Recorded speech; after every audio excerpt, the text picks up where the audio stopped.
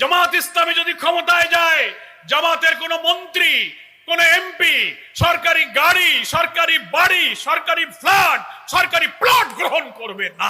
আমি বাংলাদেশের সব রাজনৈতিক দলের নেতাদের চ্যালেঞ্জ দিলাম, একটি দুর্নীতি মুক্ত সমাজ রাষ্ট্র গঠনের এরকম একটা জীবনব্যাপী দৃঢ় অঙ্গীকার যদি সাহস থাকে, কোন দলের নেতা আপনারা অঙ্গীকার করেন যে ক্ষমতায় গেলে বাড়ি, গাড়ি, ফ্ল্যাট, প্লট, সরকারি সুবিধা নেবেন না।